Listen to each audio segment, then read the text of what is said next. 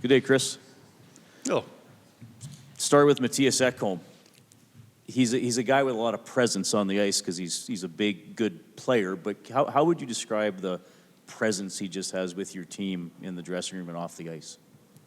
well, guys have so much respect for him. I didn't know him very well. Obviously, seen him play for their Nashville for many years, and then come to Edmonton, and then me coming here, and you just see the presence that he has on the ice.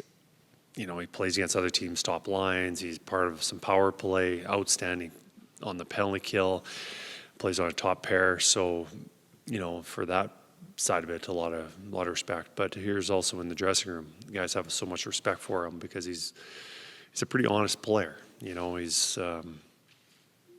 he'll call out guys when they're not playing at their best, and he's a pretty good leader. So I think we have a lot of those guys, but I think Ecky's one of those, probably carries a little more weight for the guys that don't actually wear the letters. Can you kind of just talk about the luxury of having Ryan Nugent-Hopkins as an option for you to be a center if you put Draisaitl and McDavid together, and then having the luxury of putting a guy like Savoy with a guy like Hopkins, who obviously is super experienced and can play center or wing? Nuge is very versatile, whatever we do. He's been playing a lot of left wing when I've been here. I think this year is going to be more center, whether that's second line or third line. And even though Leon's playing left wing tonight, and if we move him to center, Nuge can still play in the middle. It's not necessarily just because Leon's there, he's there. So, I think last year I saw Nuge play his best hockey when he was playing at center. And whether that was with Arvidsson, Podkolzin, or, Brown and Janmark a little bit, I think he's a good distributor. He can move the puck around, but he's also smart and reliable defensively. So, I think, as a coach, you like players like that. You can move around and you can rely on him, and he can also contribute offensively. Aside from getting a win, obviously, tonight, what would you consider a successful opening night for your? Obviously, win would be number one. Number two, just seeing us have a lot of excitement, a lot of energy coming in tonight. And, I assume opening tonight, and with all the contracts that we signed and all the new players that we have coming in, I don't think that'll be an issue, and especially in front of our fans tonight. I know the penalty kill has been, a work in progress through the preseason, some changes there. Just what are your thoughts on kind of the results you got in preseason, but the work you've been able to put into it since, and how you feel about it heading in to the regular season? It's going to take a while. It's going to take a while for everyone to get on the same page and read off of each other. Just recently we've established pairs for the forwards. We've been mixing those up just with lineups, who's playing in those exhibition games, who's not, who do we think can do it, who not. We have 6 penalty kill forwards for tonight. We've got other guys that we think that can do it also, but it's going to take a while for everyone to get familiar. I think we're on that direction, and it's going to take a complete team effort, whether it's the forwards, the defensemen, and then our goaltender making saves. But so far, I like where we're at. Fair to say it's going to take some patience, though, kind of sticking with some stuff regardless of early results. Is that fair? Yeah, no, last year we got off to a horrendous start on the penalty kill. I believe, I'm guessing, but it was about 8 goals in our first 15 kills or something like that. And, I certainly hope that doesn't happen this year, but there's going to be some stretches where it's not going well, and especially early. But I think it's very important that we show the patience that we are going to get better on it, and we're going to be working on it and have a fine product later on in the year. You don't have Lazar going tonight. He is a guy that can kill. 4 of the 6 that you're going to use based on your pairings through preseason are veteran players, including Connor and Leon. But you are going to implement, I believe, Matt Savoy into the penalty kill. Just a thought on maybe being cautious with transitioning some of the other younger players in, or less experienced NHL players and more reliant on the vets. And then also a thought on Savoy as well in that role. Yeah, we relied mostly on the veterans to do that. But, Savoy, I thought, showed a lot of promise in the preseason. Something that he did quite well in Bakersfield. He was one of the key penalty kill forwards in Bakersfield, and we want to give him that role. And he's paired up with Henrique tonight.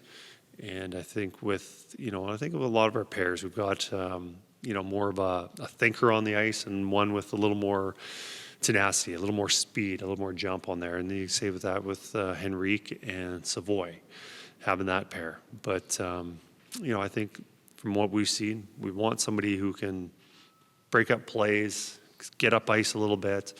And it's nice to have a little more threat offensively also. And, you usually don't have much threat on the penalty kill unless you have speed. And Savvy gives us some speed. Can I just follow up on Savoy? Because you talked throughout training camp about, starting him low, letting him get his confidence and working his way up, but he's already on the second line in the opening game of the season. How did he get there? And is there some confidence that you need to have to be able to change course a little bit? I think, as always, I think too much has always been put into what line you're on and how they're listed. And, if that Nuge Hopkins is our second line, then I guess so be it. But, I could see the Philp line playing just as many minutes or more 5-on-5. So is that our second line? Or, giving offensive zone starts to Henrique line, with that offensive ability. And, I feel that possibly they can score probably second most goals out of our group. So is that our second line? So I guess Savoy's listed on our second line with Nuge. If that's it, then I guess he's on our second line. But I don't see us having a designated second line. I see us having a 1A for sure. And then after that, we'll see how everyone's playing. So it's more about fit for Matt than anything else in terms of where to slot him. Yeah, I think there's a fit. We've got him on the power play. I think he's playing with Nuge. He's going to play a significant. We're not going to shelter him. I think he's earned his time because he's had a great camp and great exhibition games. And, we're giving him a lot of responsibilities. Kris, Tomaszek's playing his first game at 29 years old. Ike's playing at 21. How does a 29-year-old, you perhaps look at that a little differently, playing your first game when you're that old? I think the 29-year-old probably enjoys it more, just because he had more blood, sweat, and tears. He had to really earn it, and probably there was times when he thought it was never, ever going to happen. And then, he's put in quite a career in Europe and had success, and now he's signed an NHL contract. Now he's starting his first NHL game tonight. I think he would enjoy it. But then on the other side of it also, it's exciting for a young player coming in. But, I think for both, I'm sure they have different emotions, but I would say it's safe to say that they're both very excited. And how have you liked his camp? You've got him on right wing, looks like tonight. Is he going to move around, or you'll start him on right wing because there's, fewer responsibilities to start your NHL? It's nothing to do with fewer responsibilities. I think it's more of a fit with what we have right now.